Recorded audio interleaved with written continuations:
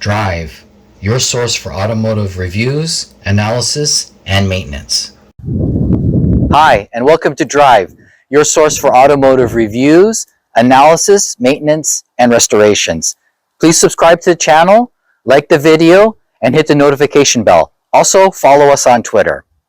I'm Chris Capredoni, and today I'm reviewing the 2014 Buick Encore, and this particular one is the Premium Edition subcompact SUV. This vehicle was launched in 2012 as Buick's first subcompact SUV and their fourth SUV introduction as a brand. In North America, it's known as the Encore, but in Europe, it's known as the Opel or Vauxhall Mocha. It was designed by designer Carlson Angeheister, and I'll put a picture up of him. The Buick Encore is a front-wheel drive, but it also comes in all-wheel drive SUV. It's manufactured exclusively in two places, South Korea by GM Korea, and also in China by SAIC GM, which is a joint venture between China's SAIC and United States General Motors Corporation. GM conceived this vehicle to be a global vehicle, and in the sense of being manufactured globally and distributed globally, not just in North America. Okay, now getting to the engine for the Encore. All Encores come with only one engine option. It's a 1.4-liter turbocharged inline-4, which is transversely mounted. It's called the Ecotec, and it's made out of cast iron, and the cylinder and cylinder shafts are made out of aluminum, and the valve cover is made of a reinforced plastic. This engine can also be found in the Chevrolet Trax and also the Chevy Cruze. The turbo, it's a single turbo. The OEM is a MAL, the brand, and it lasts about 150,000 kilometers or 93,000 miles before you need to either maintain it or replace it. I would recommend replacing it because these really aren't serviceable. And once they get 10 years old, there really isn't any benefit in trying to spend the money and time to fix them. It's better to just replace them. They're located just down in this cavity here, very easy to access and remove. The engine peak horsepower is 138 horsepower, and maximum torque is 148 pound-feet of torque, which is 200 Newton meters, with a red line of 6,500 RPM. The compression ratio is 9.5 to 1 per cylinder. This is a double overhead cam, meaning it has 16 valves, which is very standard for four-cylinder engines over the last couple of decades. As you can see, it's quite a tight layout. Over here, I have the mass airflow meter. This is the air intake. The air filter is located down in here. Over here, this is the valve cover, as I mentioned. The 4 spark plugs are here underneath this cover. Very easy to replace and service. Over there, I have the battery, fuse box, a brake master cylinder. Over here is the reservoir, coolant reservoir, dipstick, oil change cap or oil cap. Everything is very easy to service in this vehicle, even though it is compact. They did a good job. General Motors did a good job in efficiently laying it out so that it is easy to service without a lot of what I call tear down in order to get to certain areas of the vehicle. Parts, you can get them from any GM dealership, also from independent parts dealerships across North America or Europe. Also, you can get parts from online retailers like Rock Auto. I get a lot of my parts from them. So parts are very easy to get and very reasonably priced. Fuel economy, it's 25 miles per gallon city, 30 miles per gallon highway. Respectively, that's 9.4 and 7.8 liters per 100 kilometers.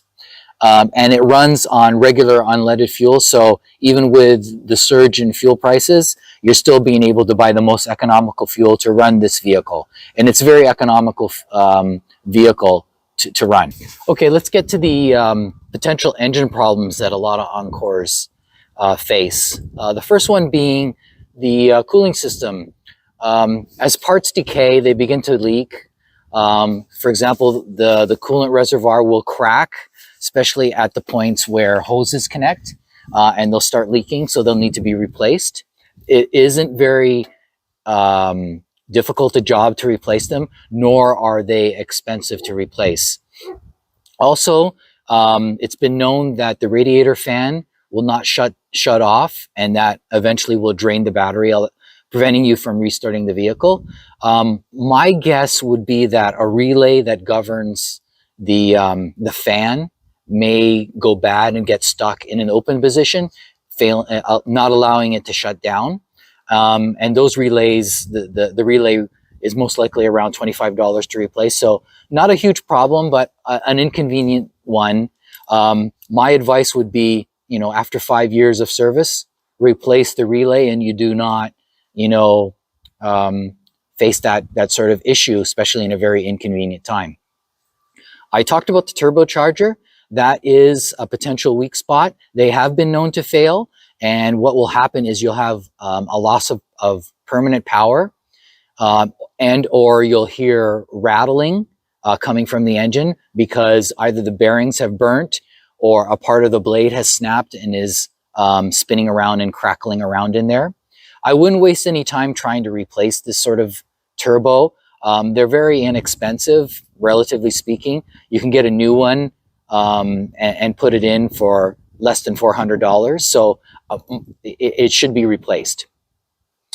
At some point in time, this valve cover will crack. So new ones aren't expensive. I think they're about $100, $150 tops. So when you replace that, replace the gasket as well. It's a very easy job. As you can see, there's nothing obstructing replacing it. There's some hoses here which can be unbolted and moved out of the way. This comes right up and off, allowing you clear access to put down the gasket once without it kinking or moving, and then you can put the valve cover back down and retorque all of the bolts to spec. I don't recall what they are, but I can put it on later on. Another issue is that there have been reports of dead batteries, like electrical problems like dead batteries or dimming dashboards or power locks not working. It's hard for me to comment on things like that. Most likely you're going to have issues with a battery that's over 4 years old that is past its due date and should be replaced that causes these problems. The fob battery may go bad, not allowing you to gain access to the vehicle. So a lot of these reported problems by owners most likely are simple fixes. So I wouldn't get discouraged when you read reviews like that that really provide a symptom of a problem, and that problem being fairly simple. So I would not get discouraged. It is a good, solid power plant. GM is confident enough in it to put it into other vehicles. So it is a good vehicle. It is a good engine. So here we are in the Buick Encore's interior. As you can see, it's a very attractive and warm environment. Very relevant still, even after 10 years that it was initially designed. All the materials in here are quite good. The plastics are all high quality and stand up. The leather is good and stands up to daily use. Ergonomically, it's very good. It's an efficient design. The center console, while it's very attractive, I do have concerns with it. My concern is that it's busy enough that you have to divert your attention while driving from the road to the console in order to operate it. So I believe that GM should have made it a little bit more simpler, straightforward, so that you do not have to divert your attention for more than 2 seconds in order to operate it. So I'm not a fan of it. I did mention that all the materials in here are high quality. I do notice, though, that the chrome bezel here, it's a plastic bezel, is showing its age and the paint is coming off. They can be replaced, but still it's not living up to the rest of the vehicle's interior quality, and GM should actually address things like that, not just in the Encore, but in other vehicles where they're using plastic trim to come off and look like chrome. The seats are a mixture of leather and vinyl, and they stand up to daily use. They are heated and have a memory option to them. I'm very comfortable in them. They hold me in place quite well. The front, the design overall of the vehicle on the inside has held up quite well. It still looks modern, tasteful, and relevant. The one feature that this vehicle has, all GM vehicles have, that is quite good is OnStar. Now, OnStar it's a pay service, but it has a number of attractive features. One being that you can call them, they have GPS on where your location is, and they can give you directions to your destination. A more important option is if the car breaks down, you can call them. They know your location via GPS, and they can give you options on where your closest GM dealership is or other independent repair shops, and dispatch a tow vehicle for you on your behalf. The most important feature of OnStar is if you get into an accident and cannot respond, whether you can respond or not, GM is instantly notified that the airbags have been deployed, and they will try and attempt to call you to see if you're okay. If you cannot respond, they will automatically, through GPS, locate your position and dispatch emergency services. So a very good service to have as insurance against getting into an accident and not being able to respond. So here we are in the back seat area of the Buick Encore. Again, another attractive area inside the cabin. The seats here are very supportive and attractive. I'm an average size adult, so I find it very comfortable. I could sit here for long trips. It's very good for children as well, just enough room to set up car seats, baby seats. The seats do have little features like this fold down armrest where you can put cups. They are 40-60 split for different cargo configurations. Overall, it's a very nice and warm environment to be in. There is no center console in the rear here to control heat or air conditioning, and that was probably done because the cabin is on the smaller side, and that probably would have been overkill to have that sort of feature. But again, overall, very comfortable area to be in. So here's the trunk area. It's a very usable cargo space with 23.5 cubic feet or 665 liters of space with the back seats up. Or if you put down the 60-40 rear seats, that almost double, or actually doubles, a little bit more than doubles, to 50.2 square cubic feet or 1,421 liters of cargo space. There's also a tray up here that's removable that covers and hides any contents in the back area here. It's also an area where you can store lighter items on top when the liftgate is shut. Overall, this is a very good shape and size for this class of vehicle for storage. There is a sub-trunk down below, and down there is where you have the donut spare tire and the tire jack. One nice feature is that the donut is hooked up to the tire pressure monitoring system, so it'll also alert you if the tire pressure of your spare tire goes down below what it should be. A very nice feature to have, especially when you do need to call on having that tire go into service when you have a flat tire. Okay, the Buick Encores, they come with standard four-wheel disc, four-wheel ABS. The front rotors are 300 millimeters, which is 11.8 inches in diameter, and the rears are 268 millimeters or 10.6 inches in diameter. They all come with single piston calipers, front and rear, which honestly is the lowest form of a caliper design. There's less surface area coming into contact with a pad, so there's no redundancy there. They do fade over repeated hard braking. That could be due to the single piston design. They are very serviceable. The rotors, the pads, and even the calipers to replace. You can get them very economically, like I mentioned earlier in the video, at GM, independent parts retailers, as well as online.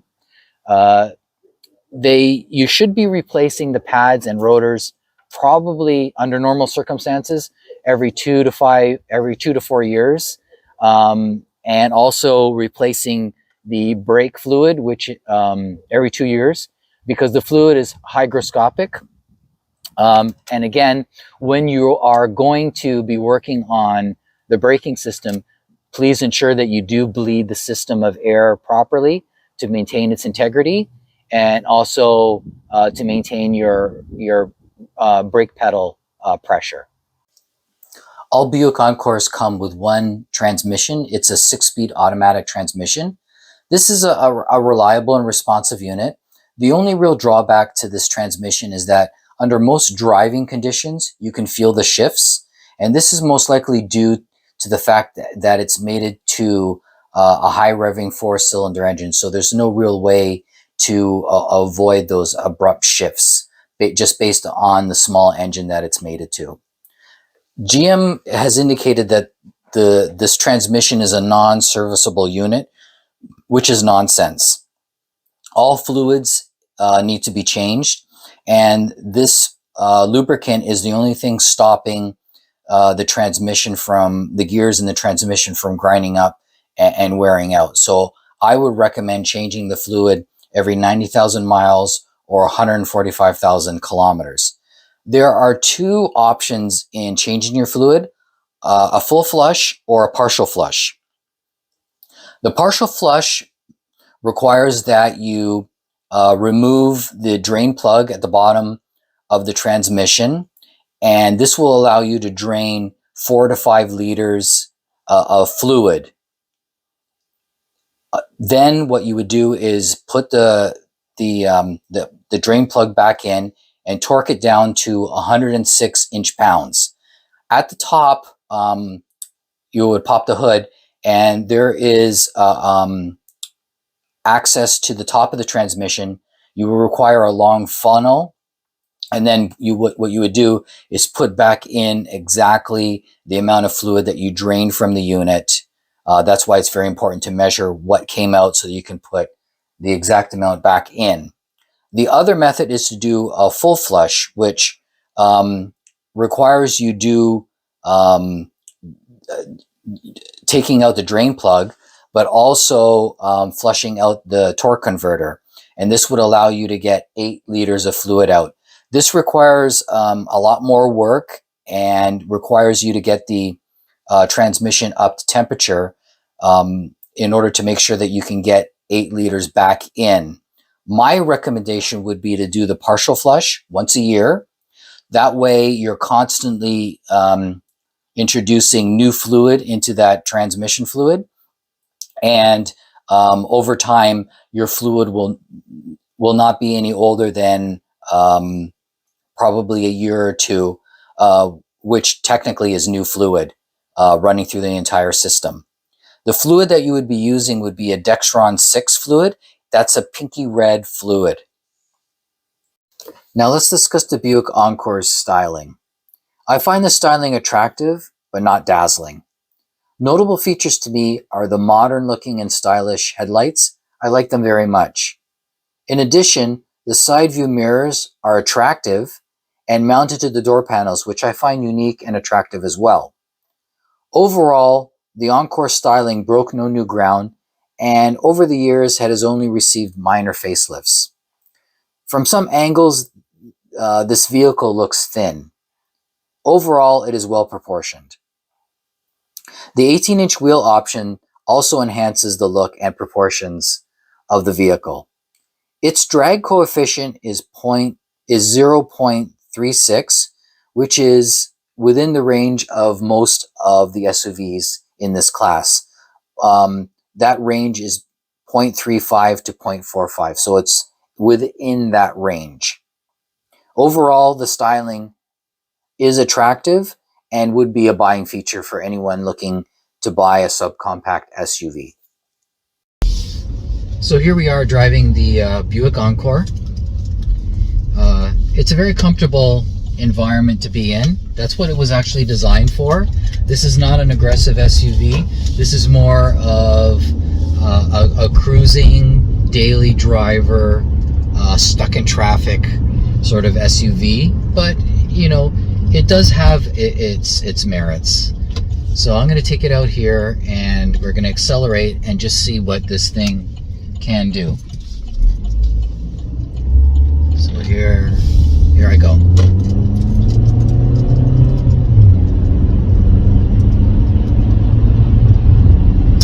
Well, I'm not very impressed. It's 0 to 60 in 10 seconds. I can almost get out and run faster. Again, it's not designed for aggressive driving. The 1.4 liter turbocharged engine, the turbo in there really is to make a lackluster engine adequate to get it up to 138 horsepower, but it does by no means create a performance engine in this vehicle, even though this vehicle is a light vehicle in its class. Steering control is quite good. I'm swerving and the rack and pinion is quite precise. The suspension setup, we have McPherson strut, I think lower control arm on the front, and a torsion bar at the back. So if anyone knows about torsion bars, that's definitely not a performance handling sort of suspension to be installing in any vehicle, including this one. It's more for space savings in the sense of maximizing cargo space, which is higher for the demographic, the target audience that this vehicle is going to be buying this vehicle. That's a little bit more important than being able to have a high G-force. Speaking of G-force, the lateral acceleration of this vehicle is 0.84, which is not bad for this vehicle, given that it's got a high center of gravity and relatively lightweight, which helps. So it is fairly good in emergency circumstances, but again, this is not an aggressive vehicle that aggressively accelerates to 100 kilometers an hour, 60 miles an hour, or brakes. I'm going to brake now.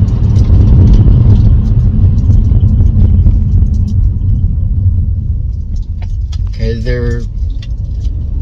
there was no fade there, but I have experienced a little bit of fade driving this vehicle earlier, and that's due to the, in my theory, would be the single piston design in the calipers. They aren't designed for maximum stopping power. They are adequate. The ABS also helps too in bad weather.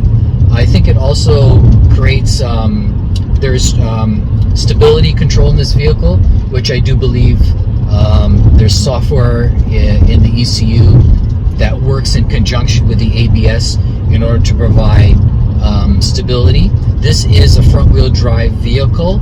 It does come with an all-wheel drive option. I don't know what that would do for lateral acceleration. I believe it wouldn't probably do much in that sense. Stability would probably be a little bit better, having some drive force to the rear wheels as well. It's comfortable in here. The noise level is not very high. So again, for that demographic that is going to be stuck in traffic, doing a lot of commuting around town, or using it for long trips, this vehicle is set up for that sort of use. Overall, it's competent. I really don't love it. I really don't hate it. It all depends on what your needs are. This is again a car that's designed for comfort. Very inviting, warm environment. It feels larger than it actually is. Again, I'm not having trouble ergonomically with this vehicle other than this center console. I have to look down for 3, 4, 5, 6 seconds, which is taking my attention away from the road, which is what my priority should be. So I don't like that. It's also low, which means I have to move my head down as opposed to moving it sideways. Again, it's a distraction. It's probably safer to use it when this vehicle is stationary, but again, that defeats the purpose of having these features when you're operating the vehicle, if you can't use them properly when you're operating the vehicle. Overall, it's decent, and if all of the negatives that I mentioned aren't of importance to you, then I would highly recommend buying this car new, or as I'll mention later, this is an excellent used car bargain, as the depreciation really erodes the original purchase price of this vehicle, which compared to its competition, again, is not on the high side. So you're depreciating a much lower purchase price. Again, your benefit when buying it used. Now let's move on and discuss the competition that the Buick Encore had amongst other subcompact SUVs of the time. In no particular order, Volkswagen Tiguan. Tiguan is a solid vehicle and would have been very good competition for the Encore. BMW X1, an infinitely more powerful vehicle, also a very, very, very good vehicle overall. The Mini Countryman, more of a niche vehicle based on its looks. It would not appeal to everybody. The Chevrolet Trax, which is the mechanical equivalent to the Encore. The Ford Escape. The Audi Q5. The Acura RDX, which would have been an extremely good and reliable choice at the time. And the Land Rover Evoque. Now comes the time where we need to rank the Buick Encore based on a number of different criteria, starting with handling. It has a 0.84 G of lateral acceleration, which is good, but its tall and thin stance and rear torsion bar suspension setup creates a vehicle that has only average handling. So I'll rank it handling 6 out of 10. Fuel economy. It gets 25 and 30 miles to the gallon, city and highway respectively, or 9.4 or 7.8 liters per 100 kilometer, again, city, highway respectively, which this is better than most of its competition. And it also has the benefit of working on regular unleaded gasoline, not premium. So for fuel economy, I'll rank this vehicle 8 out of 10. With respect to styling, it has an attractive overall design, which I've mentioned earlier in the video. I love the headlights, and the door-mounted mirrors are very attractive, as well as the chrome wheels, which are an option. They really set off the vehicle really nicely. But overall, the design breaks no new styling ground, so it will not be memorable. Overall styling, I'll rank it 7.5 out of 10. With respect to safety, this car is pretty good. The Insurance Institute for Highway Safety, the IIHS, ranks it good, which is their highest rating, for moderate overlap frontal collision, and poor, which is their second highest ranking, for small overlap from the front driver's side impact. Side impact is good, which is their highest score. This vehicle also has OnStar, which is a great safety feature. It has 8 front airbags and 2 rear airbags, so it's very well equipped from that perspective. It has front and rear adjustable head restraints, another benefit. 3-point safety belts and head restraints on all seating positions. It has the blind spot detection with cross traffic notification, which are excellent safety features available from the convenience package all the way up to the premium. The front safety belts have automatic pre-tensioners, and to conclude, it also has child safety rear door locks, which is great for young families. So from safety overall, I'll rank it 8 out of 10. Reliability, the Buick Encore has no critical design flaws and it is a reliable daily commuter vehicle.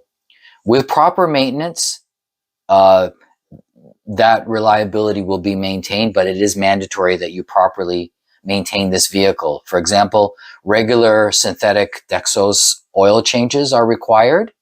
And also, as I mentioned earlier, the automatic transmission fluid must be changed on a regular schedule. Overall reliability, I'll rank it 7 out of 10. Now moving to utility. For its size, this is a very good vehicle with respect to utility and storage. The 60/40 split seats provide the opportunity to be folded down, which gives it 50.2 cubic feet of storage space or 1,421 liters of cargo space. Overall, utility, I'll rank it 7 out of 10. So overall, the Buick Encore is a competent subcompact luxury SUV that is trustworthy and inexpensive to own and operate, which are both pluses for this vehicle. Overall, this vehicle, I'll rank it 7 out of 10. To conclude, the Buick Encore is an attractive and competent subcompact luxury SUV for people looking for a daily, all-season utility vehicle that is acceptable in all areas. Enthusiasts should stay away, as you will be disappointed, as this vehicle does not lead or shine in any area. Buick provided their interpretation of what a small SUV should be. I do not agree with everything they have done, but it is a good vehicle. This is an excellent used car vehicle, as depreciation makes this an attractive value if it was maintained, especially the engine and the automatic transmission. Overall, not a world-class vehicle, but a strong, competent daily commuter. Thanks for watching the review and analysis of the 2014 Buick Encore Premium SUV, a subcompact luxury SUV designed and built by General Motors and branded under their Buick division. Please remember to subscribe to our channel, like the video, and select the notification option. Also, follow us on Twitter. Drive, your source for automotive reviews, analysis, maintenance, and restorations.